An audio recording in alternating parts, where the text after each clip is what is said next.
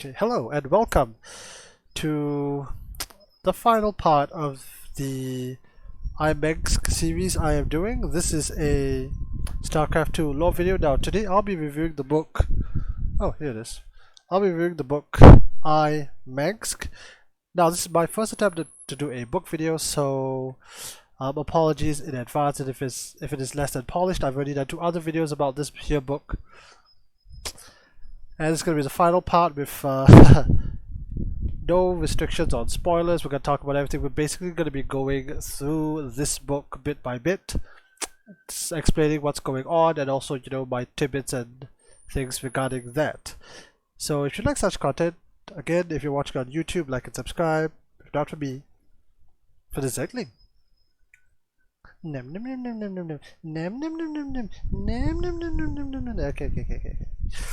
Alright, so this has been a fairly long project for almost a couple months now, and I had to renew this book in the library more than once to make sure I was able to get all the facts right. I've got my script right here, but I might get a little bit rambly, so I hope that you guys can forgive any shortcomings, because I honestly don't know how to do video editing. Okay, so again, I'm going to be going through as many key points as I can, but I won't be able to cover everything. And if you want to get more information for yourselves, you want to have first-hand account again, go pick up the book, get it on Amazon. And again, I will be going through spoilers, so if you have not watched the other videos, you haven't read this book, now's the time to pause and come back at a future date. Like a Zergling, with run bias. Alright, so let's get to it.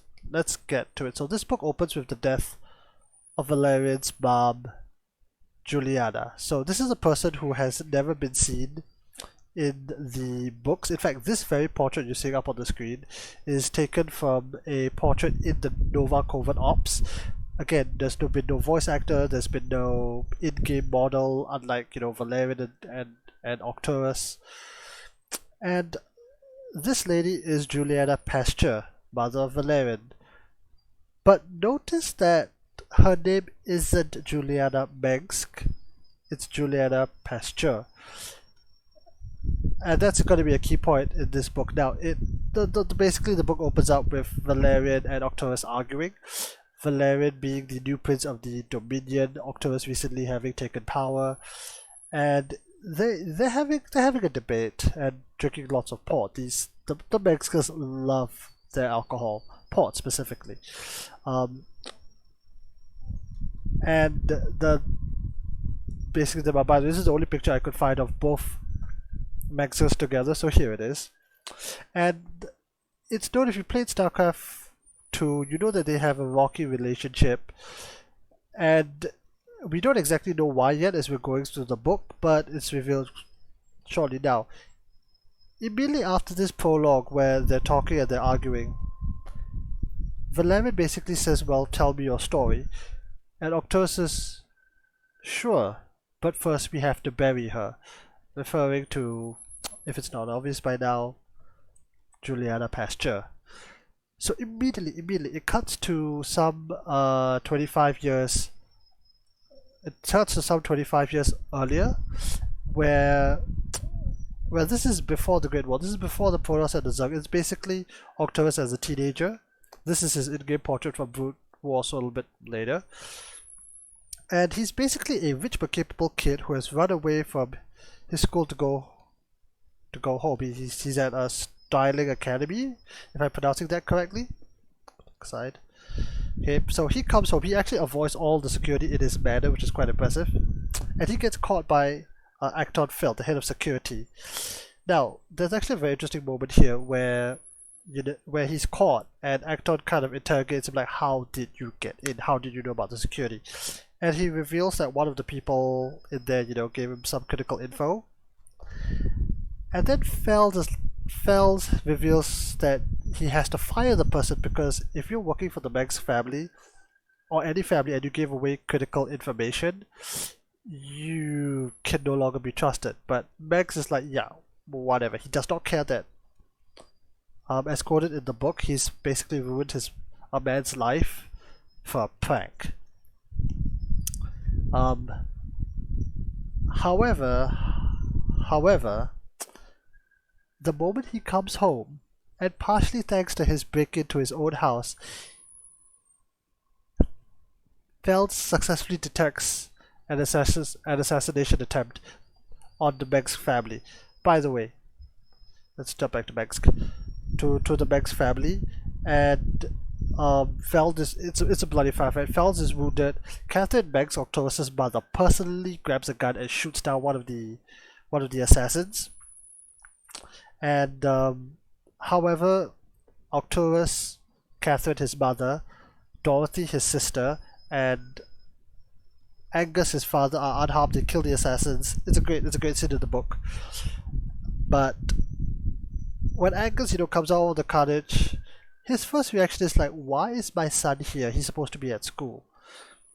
And it's kind of in that exchange and in the following chapter where it's revealed that his father, Angus Mengsk, sees him as basically an irresponsible kid, and he wants great things for Octorus here. But it's never clear how much Angus wants for Octorus as a son versus how much he wants for Octorus as a Mengsk. Because it's like Angus is a man of family tradition, from what I gathered from the book. And he basically, berates his son, even though he managed to slip by all the security. Now, for a bit of context of what's going on, this is actually happening on the wall of Korhal. And this is the Mengsk homeworld. This is also the planet that the mission Rifts of Korhal will later happen on. If you could go into co-op, you could play that for free. And the reason that all this carnage is happening not with the hybrids, not with the hybrids. Like there's an attempt on his house is that Angus Mengsk is an outspoken critic of the Confederacy. Now, what the Confederacy is, here's their flag. Again, not the Confederacy on Earth, but the Confederacy is one of the three major Terran government bodies in the Kapulu sector. The other two being the Kalmorian Combine, aka the KMC, and the other being the Emojans. The Emojans I'll get to later because they do play a major part, but for the KMC, it's actually interesting because the KMC is a nod to... Okay, so the Kalmorian Combine, the name Moria is actually referenced in The Lord of the Rings as the Mines of Moria. This is the scene where that's actually the dwarven mines that Gandalf gives the infamous you shall not pass" speech, along with a much cooler one if you're a nerd like me and know the lore. But basically, it's basically saying that they're a mega mining corporation, and they're one of the three major governments. Anyway, back to here. So Angus has basically been stirring the pot. He's been accusing the Confederacy of corruption, of bribery, of terrorism, oppression, all that standard stuff, which has made him a lot of enemies, both in the major both across the sector, but as well as on Korhal itself, because there are a lot of rich and powerful people on Korhal that have benefited from the Confederacy. And if Korhal rebelled, things could get very, very messy. And I say this now because the picture you see up on screen is Korhal in Legacy of the Void. And as Valerian states earlier in the book, what was it like to breathe its air? I'll get to that a bit later. But for Octorus, he doesn't care. Octorus doesn't care for any of this. Octorus doesn't care to become a senator or even a businessman or man. He wants to become a prospector. He basically wants to become an SCV and go out and, mine stuff. Yeah, basically early Starcraft 1 is basically the Wild West in space, complete with accents. Jim Raynor, Tychus Finlay, if you notice the way they talk. Now, but it also just so happens that the Emojan ambassador and his daughter are hanging out at the Mengsk palace, and the daughter and Octorus, they hit off. But again, I'll get back to that Emojan later. Now, so after the attack, Angus, Octorus, and Aelin Pasture is the ambassador, they discuss the situation. Now, it is revealed by scar tissue on the assassins that they're actually Confederate Marines. Now, they weren't wearing armor, they weren't wearing, insignia, but it's clear that these guys are from a very certain faction. Now, one thing about the Confederacy and Marines in general in StarCraft 2 is that they've been newly re-socialized, which means that they'll kind of do whatever you tell them to do, which is how you get Marines to charge in front of siege tanks and get me my MMR. And it's kind of implied that the Confederate was behind this attack, hence the re-socialized Marines. But, okay, and it's also revealed here that the Emojins, which is the other major Terran faction, have been quietly backing I Mengsk because the Emojins are a rival power to the Confederacy in the Cthulhu sector, and they want to undermine their rival. Oh, other things about freedom and backing the people, but I'll get to Umoja a little bit later. Actually, no, I'll get to Umoja society, but one key thing you have to know about Umoja is that Umoja is the smallest state in terms of, if I'm not mistaken, both land and population. Therefore, they had to be a little bit more like they can't take on the Confederacy or the KMC in a direct fight. So they've always been trying to play powers off each other, use diplomacy, use roguelike tactics to, get their way and try to achieve their own strategic aims. Now, the thing is that during this meeting where they're discussing war and plans, Octurus kind of doesn't get it. He accuses his father of terrorism, which, while kind of true, puts him in a bad light, and he kind of just storms out of the meeting, promising never to talk about it, but not remotely interested in what his father has to say about corruption, about the rights of man, and stopping the Confederate issues plaguing his world. He just doesn't care. However, the next day, before Octurus is basically sent back to school, we do get an interesting scene with his sister and mother, and it showed that he genuinely cares for them. He calls Dorothy Little Dot, and he tried to be, the responsible big brother. And she does look up to him, despite, Octurus doing shady stuff even now. As for his mom, he genuinely cares for her, but not enough to actually obey Catherine nor Angus, so rebellious teenager. So after that, we follow him to school. He gets into a verbal sparring match with his principal because he escaped. He basically left school grounds when he's not supposed to. We follow him for a few classes, but then it gets really interesting when Confederate Marines come as part of a recruitment drive. And this is where this is a great scene in the book where she basically explains to the recruiter Emilian explains to Octurus that by joining the Confederate Marine Corps, you could go out to the fringe worlds, you get your freedom, propaganda. You will probably become an officer. You'll have a good track record. You should consider signing up. Which is again extraordinarily ironic because Angus, aka Grandpa Mengsk, and the Emojins are actively fighting the Confederacy. My enemies being my friends. So he thinks about it, and he eventually graduates from school.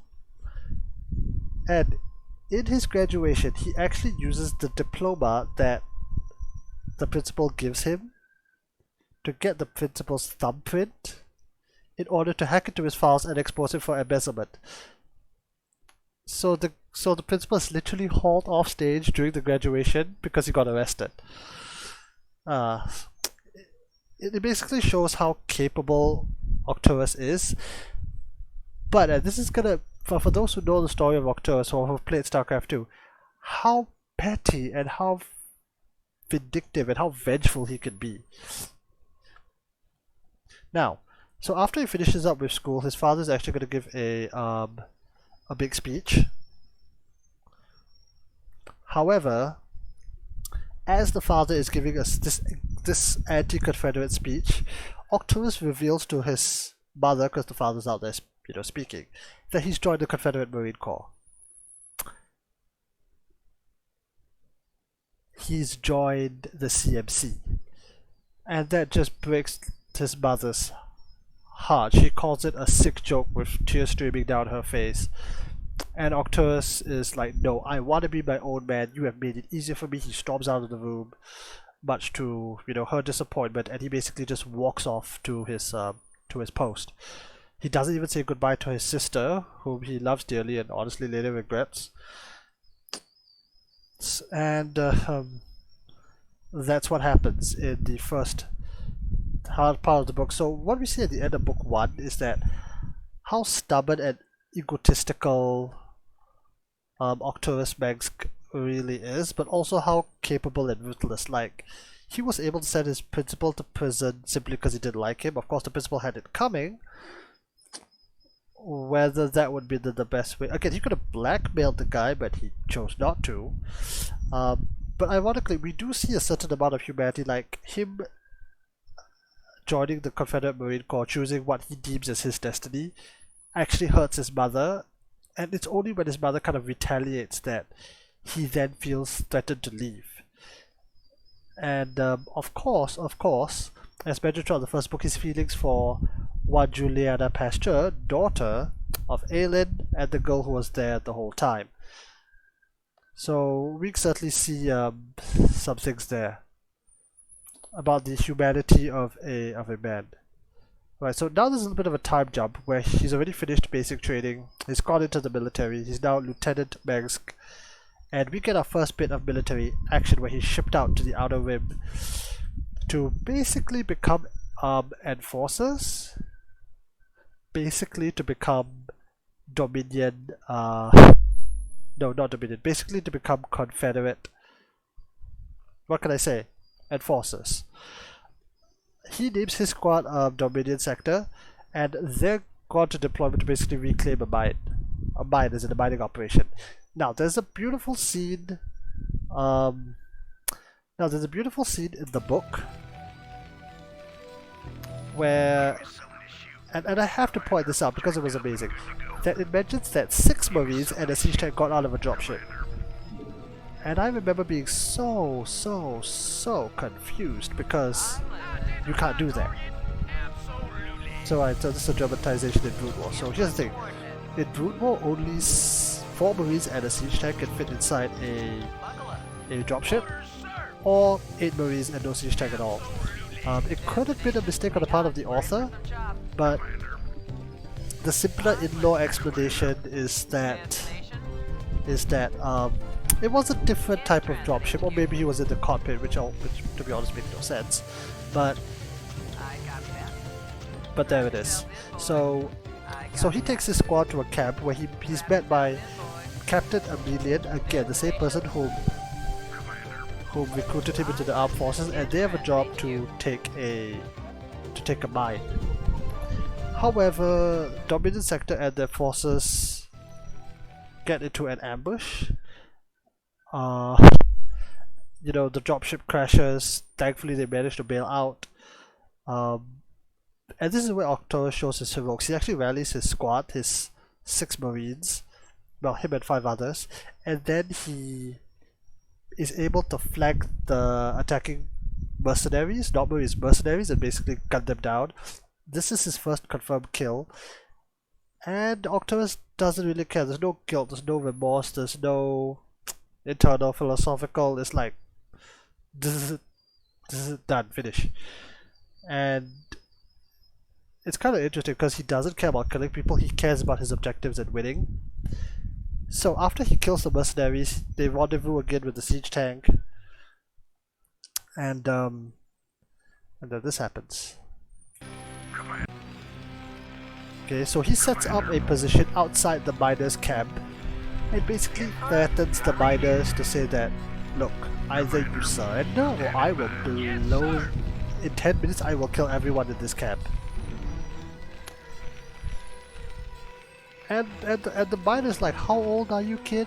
Arcturus is 19, by the way. And he doesn't and he doesn't want to do it, but eventually the miners realize there's no glory in dying. Again, a siege tank will wreck whatever forces the miners have, and the miners basically, you know, control F10, surrender, and leave. And this really shows how ruthless Octavius is, but how good he is at reading and manipulating situations, situational awareness, as some might call it. And he's basically willing to like kill innocent people in order to prove his point and get his way. It's effective in this situation, and he's awarded for it. But the other thing is that when he goes back to camp and he actually checks the paperwork, he realizes that this mine that has just been seized by the Confederacy, the KMC got here first. The KMC has actually, you know, laid claim to this mine before this, and High Command covers it up. His superior Emilian says don't think about it, and it does start to show the more shady side of the Confederate Marine Corps. You know, all the propaganda as mentioned. Where was it? Oh yeah, all the propaganda as mentioned earlier may not have been quite what he thought it was. But again, after a successful mission, we now go to the resort world, and this is one of my favorite world building parts of the book, to Tyrador V. This is the same Tyrador that the Knights of Tyrador skin set were developed from. It's also the world from Nova Covert Ops Trouble in Paradise. And there's actually a lot of new lore that have come out about this place, about what happened after StarCraft 2, about the Ihadvi, about the Cerberus, but video for another day. But he's basically here, Terrador 9, this is Terrador 8 I believe, Terrador 9 in the background. He's basically on vacation. Yeah, this is my playthrough of the Nova Covert Ops campaign. You can kind of see that this is really just a tourist attraction. This entire world is a retreat world for the elite of the Confederacy. You can see all these hotels, all these buildings. And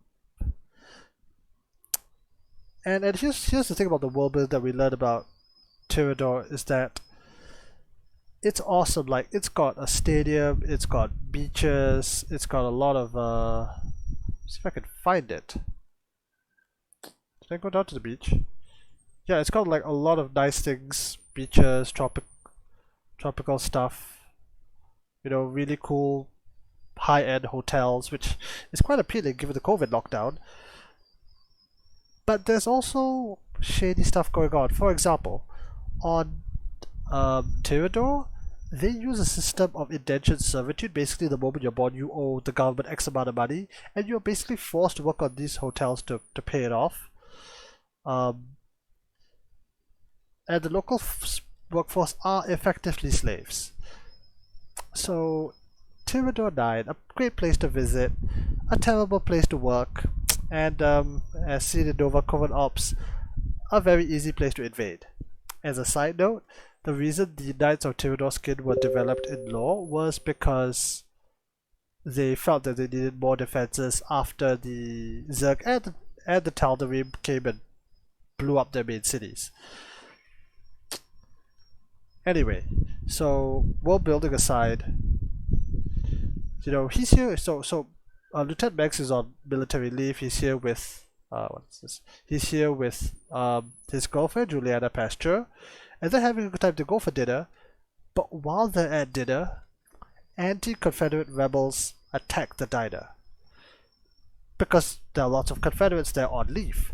So, you know, Octavius manages to get a gun from one of the local militia. A firefight breaks out. He kills another man there and then.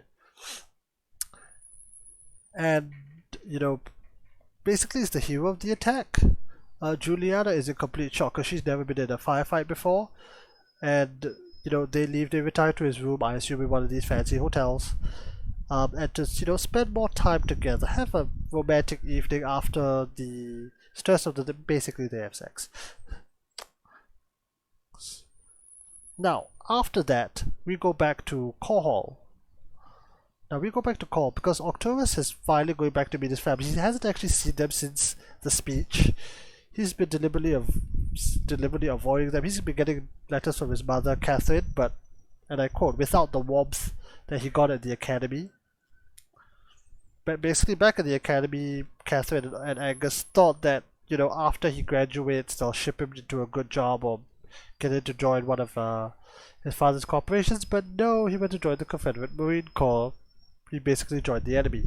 So he goes back to his home. He meets his sister and mom. Things are good. However, he then talks to his father, and that does not go well. He basically directly accuses his father of having men try to kill him, because the people who attacked him on Tyrannor V were basically are implied to be backed by Angus. Were they? But they might have been. And after another argument, because neither Mengskers can keep their egos in check, he basically just barges out of the room, barges out of the whole house. So before he leaves, he does talk to Fells one last time, and Fells convinces him that, oh, before you go, you should have a clean break. And this is important, as Subsorian pointed out during the podcast I did with him. Mengsk completely and deliberately misinterprets this advice. What Felt was probably trying to say was, look, if you're gonna go, you should leave on good terms, you should maybe go back in and apologize, you should make amends with your family. Okay, that's what Felt was trying to say. What Octorius Mengsk, self-serving, egotistical guy that he is, takes this as, oh, I should never talk to my family again, including Juliana. Like, I should just walk away from all that and be my own man. He basically does this. He walks away from his entire family, never talks to Juliana again after everything that has happened on Tyrannor 9, and decides, you know, a clean break. Such is Mengsk. Okay, so next we jump to a bit of a little bit more combat, where we meet our first character from the video games, aside from Octos, which is none other than, I believe, either Captain or Colonel Edmund Duke, the leader of Alpha Squadron. Now, he follows Duke into battle, which is portrayed that Duke is still the hot-headed guy we see in Starcraft 1, and he basically blunders another battle. Mengsk is narrowly able to not so much save the day, but ensure that Alpha Squadron is able to retreat. Two of the 6 Marines are killed in the process. But they are forced to retreat. You know, most of their forces get out intact. But just as they're retreating, battle cruisers show up, and this is basically kicking off the full-scale war between the KMC and the Confederacy. This is actually, you know, a war that, according to Subsorian, was one of the longest wars canonically. Long story short, it is a major war between the Confederacy and the KMC. However, in terms of the book, the moment the war kicks off, we skip chapters, and there's another time jump with Colonel Octorius Mengsk leaving the Confederacy. And okay, so what has he done since then? So he and another soldier have actually set up their own mining operation. He's got his dream job. He's become a prospector. He's basically an SCV. I don't know if he had his own command center. So as for the Guild Wars, the war between the KMC and the Confederacy, it's gone well for the Confederacy. They're winning, and victory is around the corner, but Mengsk just leaves anyway. Octorius rather, because he's just not interested anymore. He wants to finally become the prospector. As for the rest of Dominion Squad, these guys, so 2 were killed in the battle with that Edmund Duke participated in. 1 was killed by a mine later. As for the 3 other survivors, Octorius, Yancey, and Del Soro, Yancey Yet he decides to retire with his new wife to Massawa to find a quiet life. Yes, that Massawa, the one that was overrun by the Zerg in Starcraft 1. So as for Del Santo, she's actually from Tirador, and she sees no future due to the system of indentured servitude. So she basically joins Mengsk, Octorus rather, to be part of his mining operation. And to his good fortune, he hits the motherlode of Vespine gas, which I swear is not an insult. However, just before he can exploit his find, he gets a call from Alien Pasture to talk about family, and he basically leaves to investigate. And he basically goes to Umoja. Oh, what is this doing here? He basically goes to Umoja. Now, it's actually revealed in the book that he never went to Umoja, despite Juliana mentioning multiple times that he should visit. He basically just didn't. Now let's take a moment to talk about Umoja, who they are, and their culture, because a lot of it is expanded on this book. So as I mentioned previously, Umoja is a society that has mostly survived on... They were the smallest nation, and what they lacked in numbers they made up for in technology. Like, the descriptions for their ravens, for their units, are far more advanced than those of the Confederacy, but at the same time they just have fewer of them. They also do not want to risk open war, so they're very cautious with their diplomacy, they're very cautious with the way they do things. The result of all of this about Umoja, this is by the way the symbol of Umoja, is that they are far less focused on war. They're more focused on peace and arts and science. It's actually revealed that because Octorus goes to Alan's Pasture's house, that they're robot servants.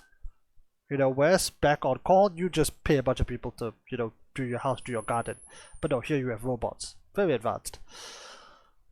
And then, when he shows up, he is completely surprised to see a 7-year-old Valerian Mengsk. Now, I couldn't find a picture of King Mengsk, so here's an adult one. Alright, so it turns out that Juliana, after the night in Tirador, had a son, and she never told him. And this basically sends Octorus into a little bit of a rage, because... partially because, oh, why didn't you tell me? And also partially because, against my interpretation, partially because, why didn't you tell me? How dare you withhold information from me, woman? And basically Juliana retorts as strong as she can, saying that, I wanted you to finish your term in the military, I wanted the time to be right. To be fair, Grandfather Valerian, Alan Pasture, the Umojan, tried to convince Juliana, but she refused. She was set in her way. She said, no, I will not tell Octorus that he has a son until I deem the time is right. Was that a good idea? It's also revealed that the Mengsk family back on Korhal have no idea that Valerian exists. And Mengsk, tries to figure out what to do. Mengsk at least decides to stay, to try to be a father, to try and have, a normal family for a little bit. He's still thinking about his mine and his Vespine find, but he stays, and he finds little Valerian the next day playing archaeologist, digging the garden for aliens. Again, this really highlights the innocence of war. Before the protests, before the Zerg, where the aliens have not yet been discovered, the horrors of the universe, before stuff like this have taken the forefront. The hybrid. Anyway, but that's for later. So here's the thing. Octorus actually finds himself disappointed in Valerian. He would later call Valerian to Juliana an effeminate weakling, because Octorus believes that Valerian should have a harder upbringing. Again, the difference. Valerian's been raised on Umoja, which values peace and arts and doing what you want.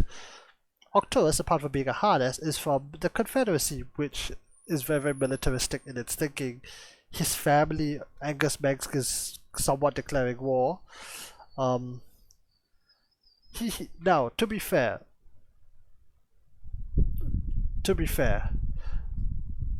Arcturus tries to teach Valerian how to use a gun, and it just ends badly because the recoil basically hurts his shoulder real bad, and Valerian, who was 7 years old at the time, I might add, is basically crying his eyes out.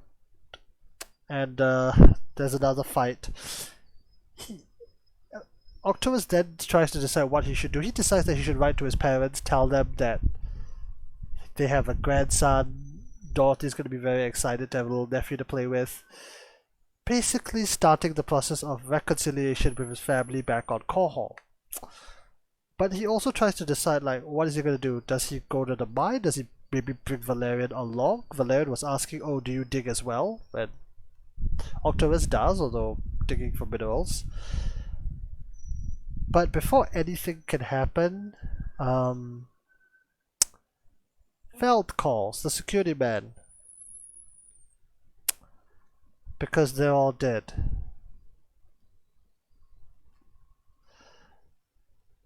The Confederacy successfully assassinated Angus, Catherine, and Dorothy. All the Mengskers are, except Arcturus, are dead.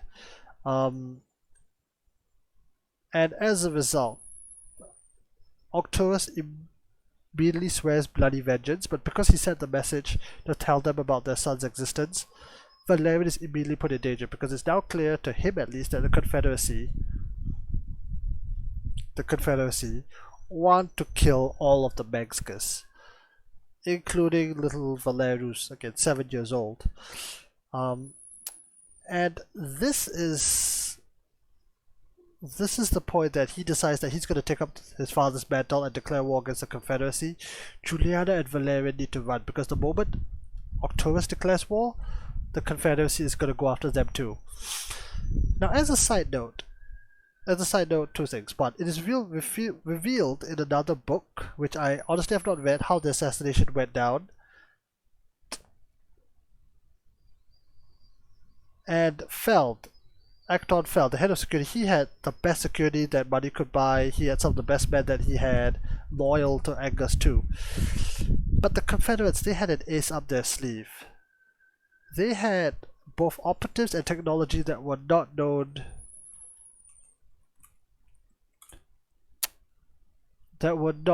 to anyone else. They had ghost tech. These guys. Cloaking tech. That's how they got in. And in fact, like, all of this was kept absolutely secret from the public. They had no idea about the ghost program and about, human psychers, if you will. As Fel said, they don't have a ghost of a chance. Well, the Confederacy had ghost. And one of the ghosts who took part in this operation was none other than Sarah Louise Kerrigan, aka Sarah Kerrigan, later to be known as the Queen of Blades. Anyway, back to Arcturus. We see something very interesting happen, which is that there's genuine relatable rage at the death of his parents, as he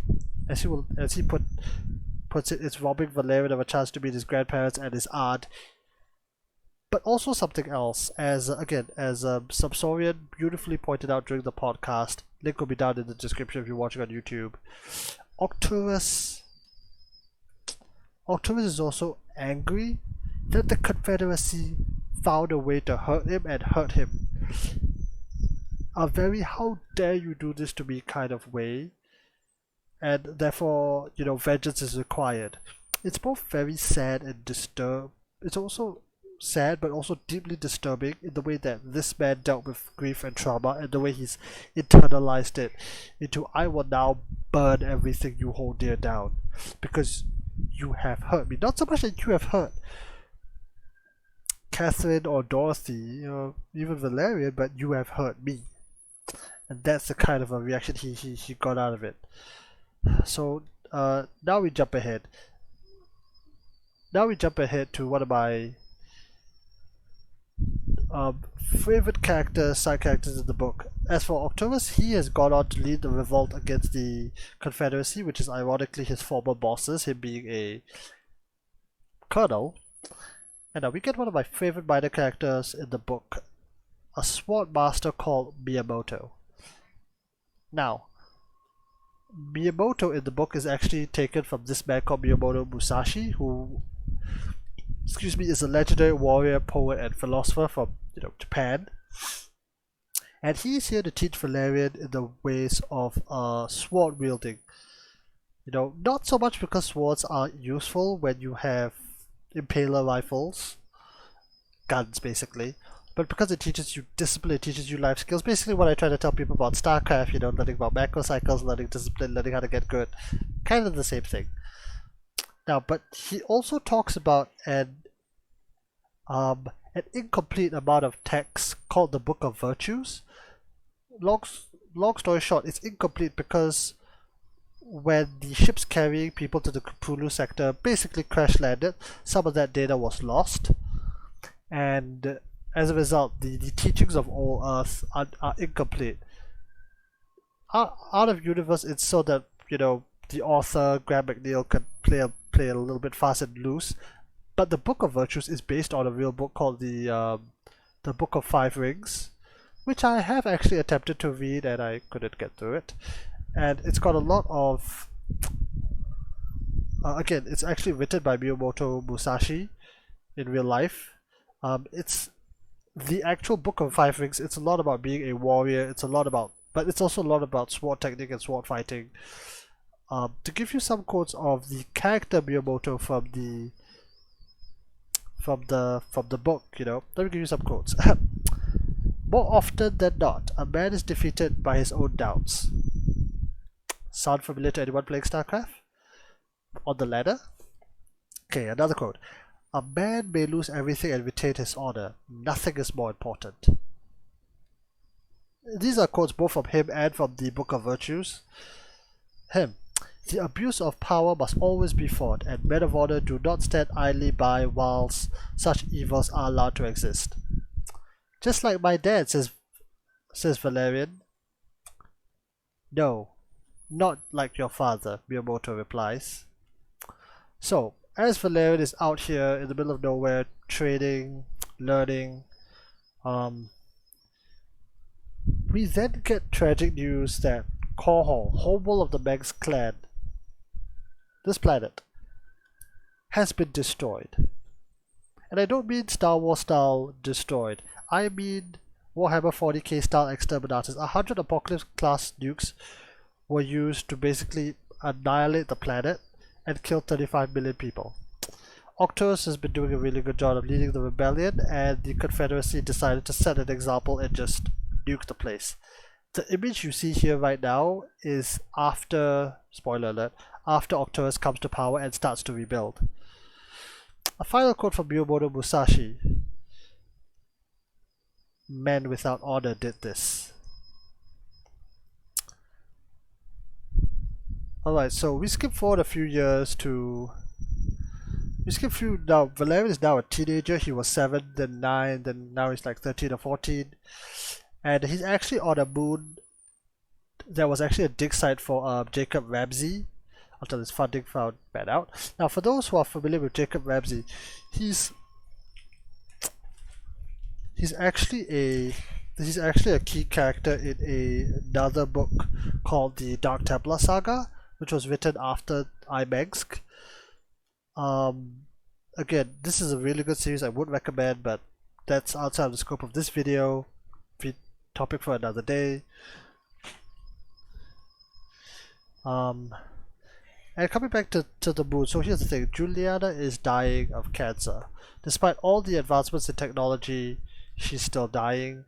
She's not doing too well. Any operation to kill the cancer would also kill her. Valerian's trying to deal with that, as well as the fact that he doesn't really have a father who's not fighting the war. And he's starting to get angry because the cancer's been known for a while and Octorius has never come to visit or do anything, significant. So eventually Octorius does come to visit. And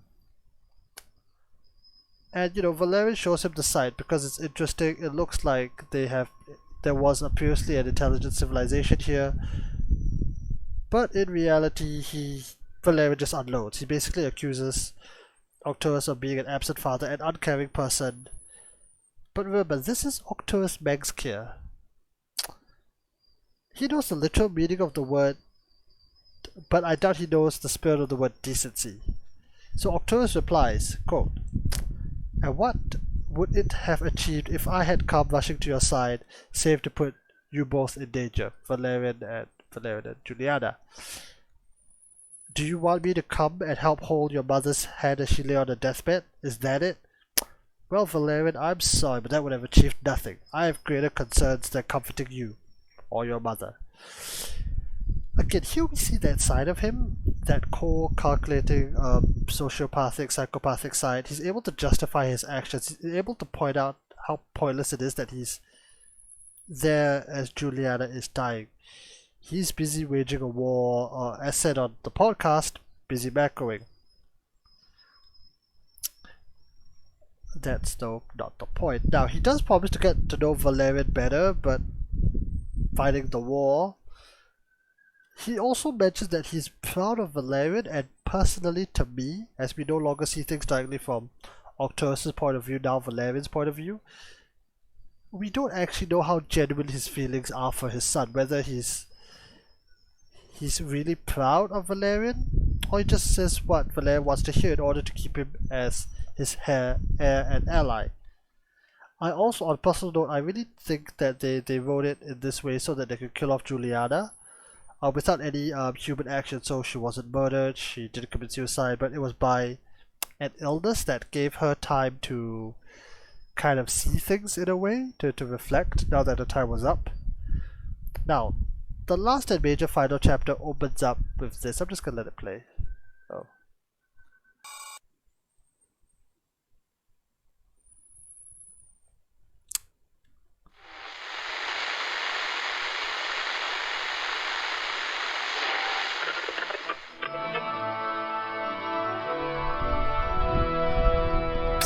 End of Starcraft Campaign 1. Fellow Terrans, I come to you in the wake of recent events to issue a call to reason. Let no human deny the perils of our time. While we battle one another, divided by the petty strife of our common history, the tide of a greater conflict is turning against us, threatening to destroy all that we have accomplished. It is time for us as nations and as individuals to set aside our long-standing feuds and unite. The tides of an unwinnable war are upon us, and we must seek refuge upon higher ground lest we be swept away by the flood. The Confederacy is no more. Whatever semblance of unity and protection it once provided is a phantom, a memory. With our enemies left unchecked, who will you turn to for protection? The devastation wrought by the alien invaders is self-evident. We have seen our homes and communities destroyed by the calculated blows of the Protoss. We have seen firsthand our friends and loved ones consumed by the nightmare Zerg. Unprecedented and unimaginable though they may be, these are the signs of our time. The time has come, my fellow Terrans, to rally to a new banner. In unity lies strength. Already many of the dissident factions have joined us. Out of the many, we shall forge an indivisible whole, capitulating only to a single throne. And from that throne, I shall watch over you. From this day forward, let no human make war upon any other human. Let no Terran agency conspire against this new beginning. And let no man consort with alien powers. And to all the enemies of humanity, seek not to bar our way, for we shall win through, no matter the cost.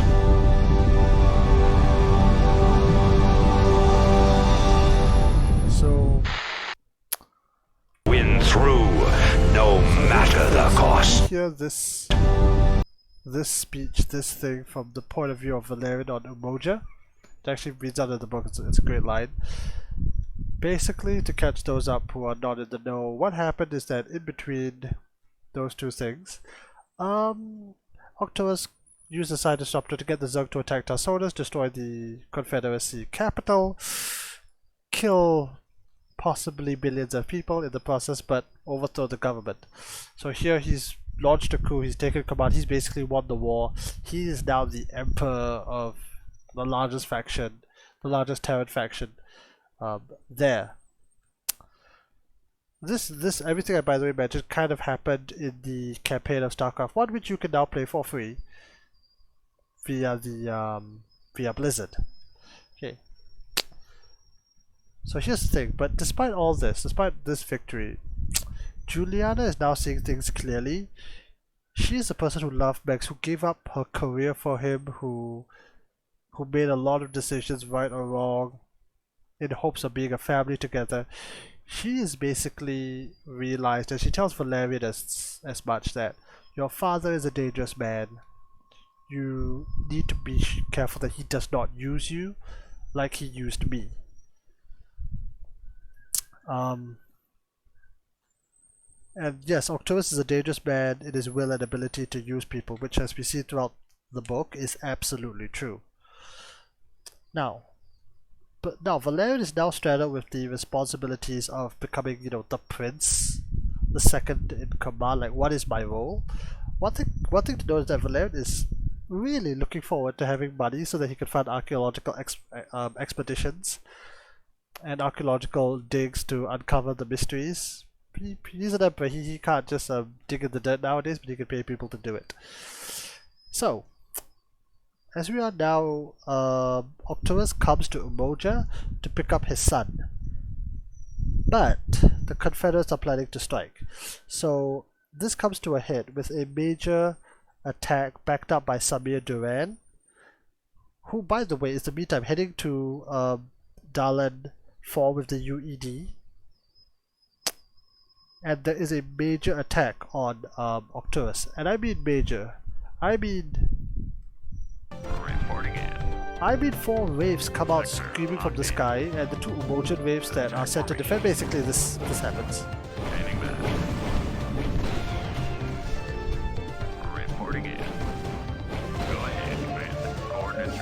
Yeah, they're shot to bits, and then the waves start.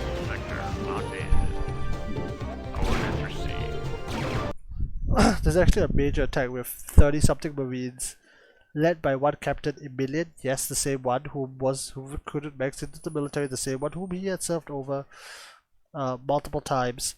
So Valerian, who's now an adult, picks up a gun. Him and his father, they get into a firefight. Miyamoto's there too. In the final moments of the battle, Emilian, manages to get an angle on Valerian. He threatens her. She asks who he is. He declares himself as Valerian Mengsk, son of Octopus.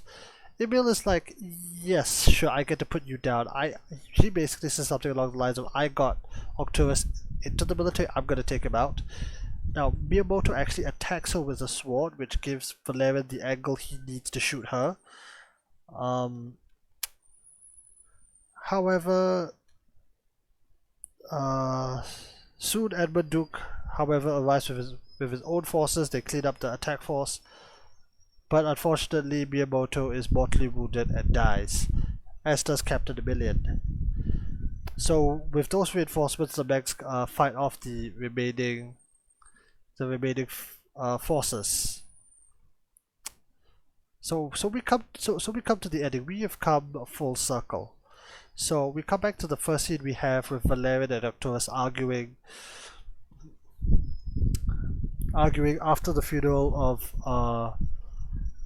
of Juliana, and Valerian basically declares that he does not want to live in his father's shadow, and Octopus replies that you can be your own man. Valerian says that I do not want to follow you and make your mistakes. Octopus says in retort that no, you'll make new mistakes. Octos also tells the entire story we've been kind of hearing. The history about Angus, Catherine, Dorothy, Field, Emilian, DeSantos, Dominion Sector, all the way up to now. And then Valerian makes the decision to work with his father to build the Terran Dominion. And to basically start rebuilding the Empire. Because that scene happens, if I'm not mistaken, at the end of the Brood War, after the Dominion has been badly beaten by the Protoss and the Zerg, they're barely holding on, and Octorus is now turning to rebuild humanity, as he puts it. Or as Valerian has asked before, your will, the people's will, or your will? Octorus replies, I see no difference. That's the end of the book. Now, so in final conclusions now, I Mengsk is a good book. As I said, it's more of a character study than it's a character study of, to be honest, a series of men. Octorus, Valerian, and Octorus's father Angus before him. It's not a war story like Heaven's Devils. It's not a space adventure like the Dark Templar saga, which might get into in a future video. And it's really an interesting book because it shows you what kind of character a lot of them are, but primarily Octorus Mengsk. Again, when I first saw him, wrong one. When I first saw him, Octorus Mengsk, my first time I saw him was, as a holovid. The first time I saw him was a cutscene was this one, the remastered one from Starcraft 2. He was almost kind of a cartoon villain to me, but in the book I Mengsk, it really shows you that you can have a character that you can kind of empathize with, you can kind of understand where he's coming from. You can sympathize but not empathize.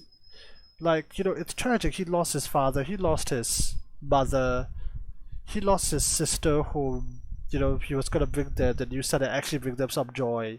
He was robbed of all that. But at the same time, he was angry not because the Confederacy killed these people I care about, but the Confederacy hurt him. It's also shown that he really, again, Juliana Pasture, never Juliana Mengsk. Her life is quite tragic. She did make a lot of decisions, but she also fell for Mengsk hard and only kind of realized at the end of her life that she was kind of following a psychopath. She tries to make amends via Valerian to tell him not to follow your father, don't fall under his spell, and that would play a lot into his character later on in Starcraft. Again, it's also got a good amount of world building. We talk a lot about this in the podcast episode, that again link will be in the description. If you've gotten just this far to the video, that is it. I thank you for indulging me in this ramble. I like doing Starcraft 2 lore videos. This has taken almost a month to put together, to read the book a bunch of times. And if you like this content, again, like, subscribe, follow me on Twitch and Twitter. Links will be in the description. If not for me, but exactly.